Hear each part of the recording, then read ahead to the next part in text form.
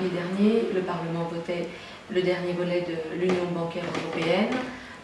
Comment on pourrait résumer ce dispositif? Il y a de la surveillance, il y a une capacité d'intervention, il y a une capacité de garantie des dépôts des petits épargnants.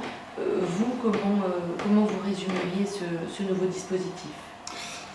C'est un premier pas important de regagner le contrôle des pouvoirs publics sur un système financier et bancaire qui a complètement déraillé à la suite de la crise financière de 2008.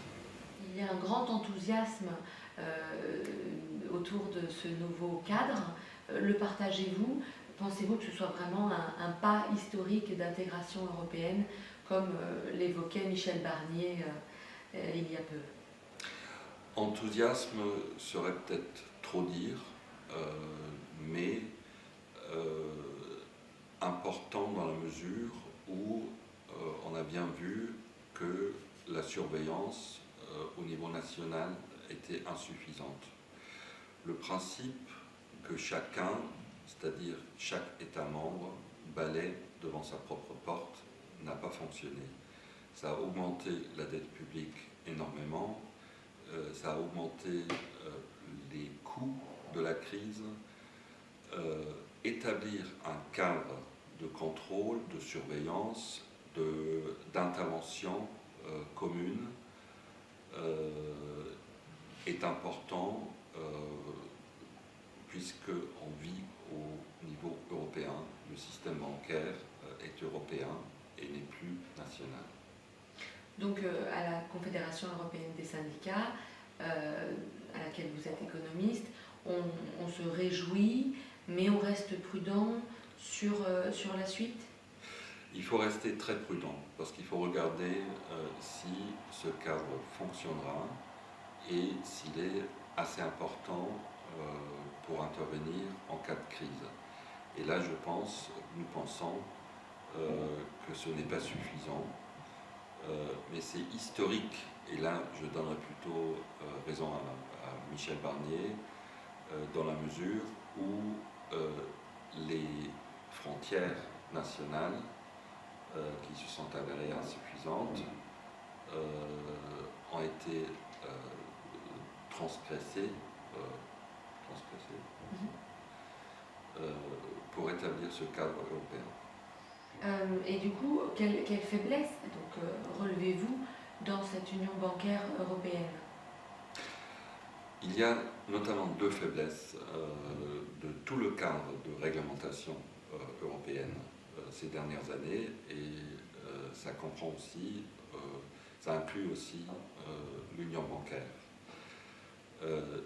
On a laissé aux banques elles-mêmes d'évaluer les risques qu'ils ont dans leur bilan. Donc on a laissé les banques, on a laissé aux banques la mission de s'auto-évaluer. De s'auto-évaluer. En termes de capital. En termes de capital propre, en termes de capital de risque.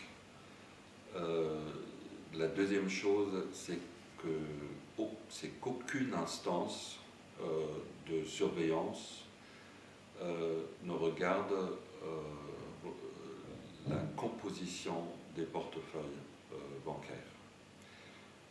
S'il y a une concentration, par exemple, d'actifs immobiliers et le secteur immobilier s'effondre, même une ratio de capital propre de 20% s'avérera insuffisante si le secteur immobilier se casse la gueule.